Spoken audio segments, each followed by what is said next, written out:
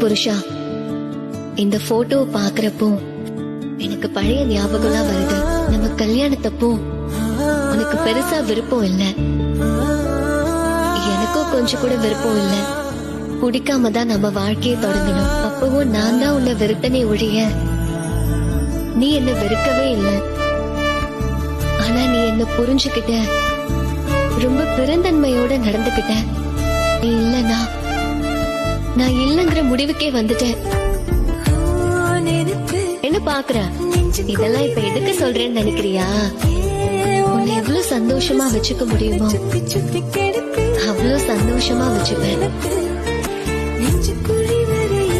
போட்டோலயே நீ குழந்தை மாதிரி இருக்க. என்ன பாக்குற?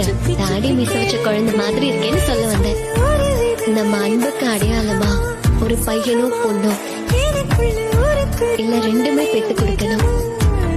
அதான் என்னோட ஆசை.